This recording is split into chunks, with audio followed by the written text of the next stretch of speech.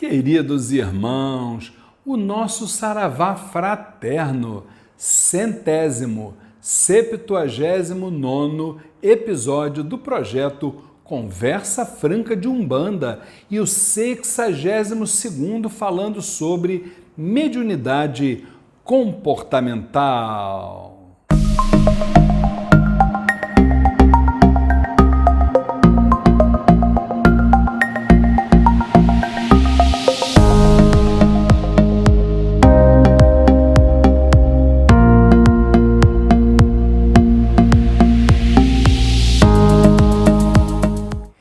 E hoje falaremos sobre um tema muito importante, de grande valor, a dependência química. Pois é, gente. Dependência química é uma doença que se caracteriza por, como é que a gente pode dizer? Comportamentos impulsivos, comportamentos constantes, né? Por parte, obviamente, do enfermo, que se torna dependente de determinadas substâncias, sejam essas substâncias de uso permitido por lei ou não, as chamadas substâncias lícitas ou ilícitas. E aí, pessoal, a partir do uso dessas drogas, o dependente sentiria assim uma suposta sensação de bem-estar, de prazer, né? E aí tentando dessa forma aliviar ou até e principalmente fugir de sensações desconfortáveis, né? Como por exemplo, ansiedades, tensões, medos, entre outras realidades do dia a dia.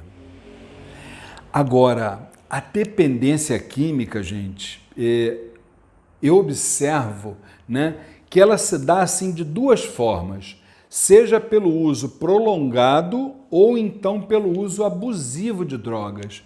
E aí a gente observa que no uso prolongado, né, a utilização acontece com, por exemplo, assim, com o passar do tempo, né, por meses, por anos, ou seja, pela constância, né? Já no uso abusivo, que é até bem mais complicado, né? Embora não seja constante, quando a pessoa consome a droga, ela sempre exagera e aí extrapola os seus próprios limites, né?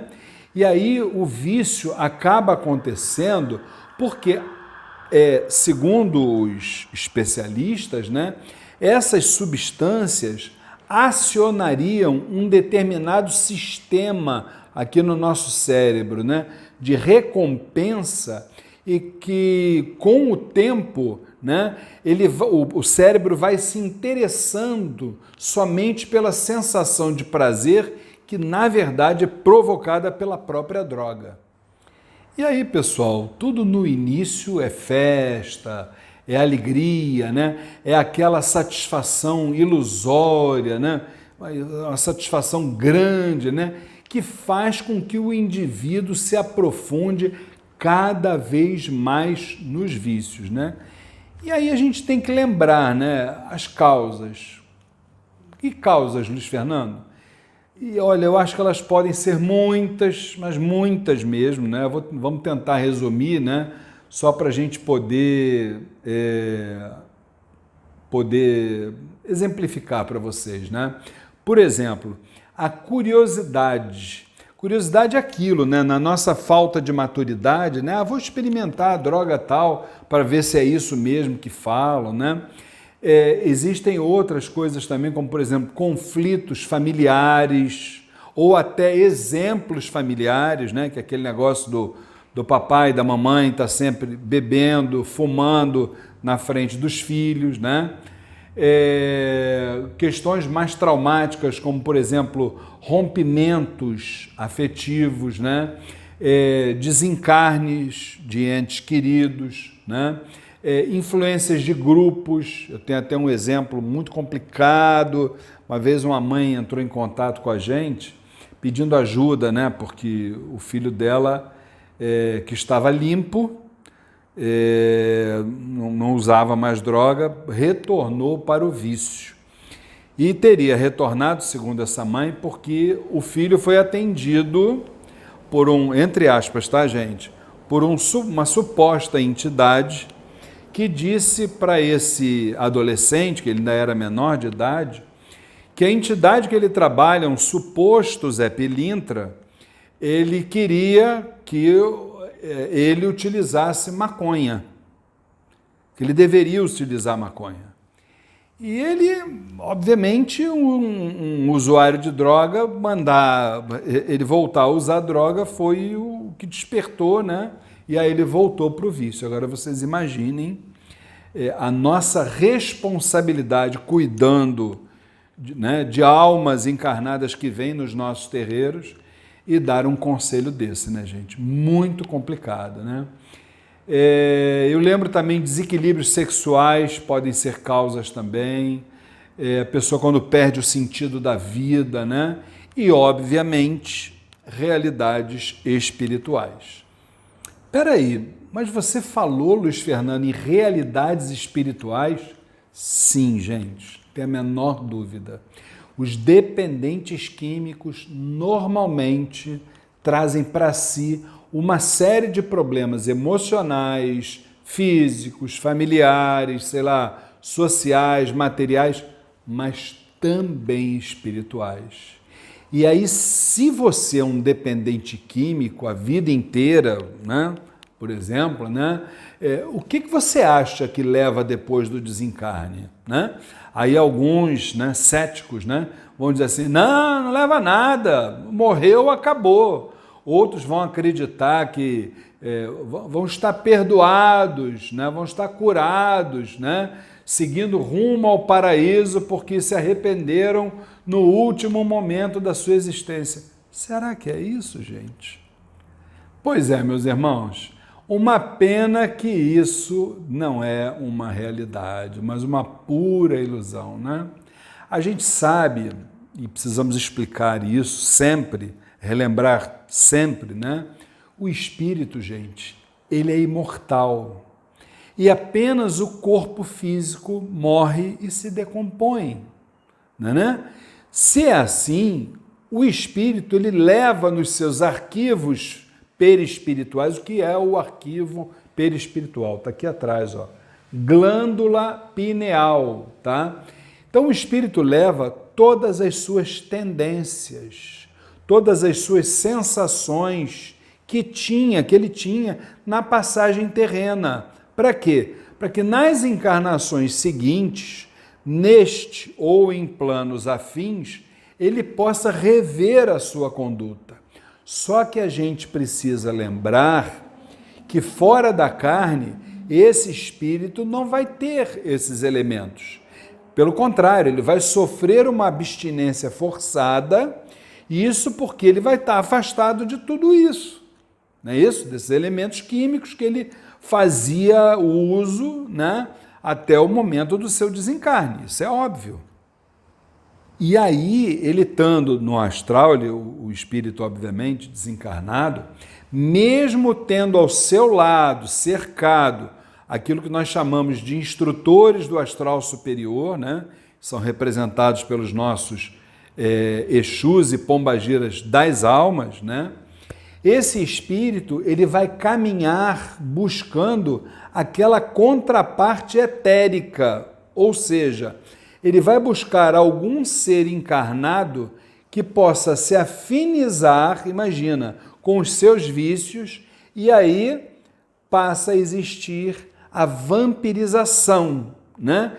Que é o veículo que vai possibilitar o espírito desencarnado, entre aspas, fazer uso da essência de que ele necessita. E aí, conforme o comportamento da pessoa que foi obsediada, vão dizer que essa pessoa, sei lá, está com encosto, com entidades maléficas ou demoníacas. Mas nesse caso, é pura e simplesmente a lei de afinidade em toda a sua plenitude. E aí a gente precisa lembrar que quando a gente faz uso de drogas, atraímos para bem próximos de nós espíritos que estejam na mesma condição. Atenção para isso. Ou, às vezes, espíritos numa condição pior. E o indivíduo acaba se tornando uma espécie de, como é que eu vou dizer, de hospedeiro. Hospedeiro. Por quê? Porque ele permite que ele seja, muitas vezes, uma verdadeira, sei lá, marionete ou escravo, né? Para que os espíritos ociosos façam com ele aquilo que eles quiserem fazer. E aí, gente, com certeza absoluta, perdemos totalmente o controle das ações. A gente passa a fazer coisas fora do comum, né? Para consigo mesmo e para com os nossos semelhantes, que passam a sofrer desesperadamente ao lado do doente. Nesse caso, o dependente está completamente dominado pelo obsessor espiritual num processo denominado subjugação. E aí eu vou perguntar para vocês, quem é que nunca viu pessoas embriagadas, falando sozinhas, imagina, brigando com postes na rua, vendo assim, sei lá, elementos de toda sorte ao seu lado, mas que ninguém vê. E o caso de drogados que roubam para sustentar o seu vício. E quando eles estão em crise, eles batem nos seus familiares, quebrando tudo que está em casa. Gente do céu, ter um dependente químico na família é algo assim desesperador, desafiador. Isso tudo porque além da dor de ver a pessoa se prejudicando continuamente, a vida se torna assim um eterno estado de vigília, né? Por quê? Porque os parentes ficam o tempo todo esperando qual vai ser o novo problema que aquele usuário de drogas vai trazer para eles. E aí, gente, não se iludam, porque nesse momento o caminho mais fácil, que é o que a maioria das pessoas fazem, né, para acabar com esse distúrbio na paz familiar, é se afastar do usuário de drogas, ou brigar com ele para que ele interrompa o uso das drogas imediatamente. Loucura, gente, isso não vai rolar. Não vai rolar. Nesse momento, o que essas pessoas mais precisam, a gente sabe que é difícil falar, quem vivencia isso é uma realidade bem mais difícil, mas o que eles precisam é de compreensão e de apoio, né? Quando a gente fala no vício das drogas, qualquer sentimento positivo é muito bem-vindo, porque a pessoa que está adoentada é um dos seres humanos que mais precisa desse apoio para lidar assim de frente com o seu problema e superar a sua dependência. E aí eu pergunto para vocês, vocês acham que é possível superar esse vício? Sim, minha gente. É possível superar esse vício. Eu, Luiz Fernando, já vi pessoas que superaram com a ajuda, acreditem, da espiritualidade, porém, contudo, todavia, que faz a metade desse trabalho, tá? Faz a metade desse trabalho, mas também vai precisar do esforço próprio do doente, né? Que representa, na verdade, a outra parte, a outra metade do desafio. Porém, a gente precisa lembrar que o dependente terá que superar dia a dia, um dia atrás do outro, um passo de cada vez aquela realidade. Lembrando que ele terá dentro de si, como é que eu posso dizer para vocês, aquele bichinho, né, entre aspas, um bichinho, que na verdade é a doença, está lá dentro. E ela fica, quando a pessoa está limpa, ela fica numa condição passiva, adormecida, controlada. A pessoa está limpa, né? Mas caso essa pessoa se descuide, caso essa pessoa deixe de exercer a vigilância diuturna, vejam bem, a doença que está no passivo, ela volta para o ativo e aí a coisa pode retornar com muita força. E aí, como diz os Alcoólicos Anônimos, só por hoje. Mas aí vamos lá para a pergunta. O que seria necessário fazer para se deixar de ser um dependente químico? Vamos lá. Primeiro, o dependente, ele precisa entender que ele, na sua essência, vejam bem, na sua essência ele não é doente, mas ele está doente. Estão entendendo a diferença? Uma coisa é ser, outra coisa é estar. Segundo, ele precisa querer buscar o tratamento, porque não adianta a família querer internar essa pessoa sem que ela, por vontade própria, queira se tratar, porque caso contrário, não tem a menor condição de cura, gente.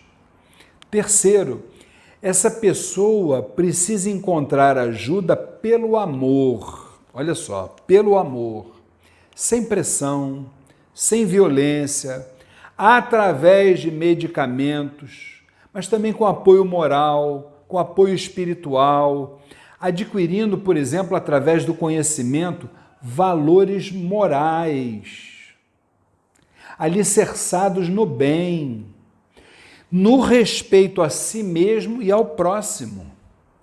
E, meus irmãos, eu vou dizer uma coisa para vocês. Normalmente, a pessoa não consegue enfrentar essa situação sozinha, sejamos francos. E aí a gente recomenda, além da ajuda médica, muito bom, muito importante também, grupos de ajuda, como por exemplo o AA, os Alcoólicos Anônimos, o Amor Exigente, que funciona não só para o dependente, como também para os codependentes, né? Recomendamos também assistência espiritual oferecida pelos nossos sagrados terreiros de Umbanda, ou na Umbanda ou em qualquer outro segmento religioso.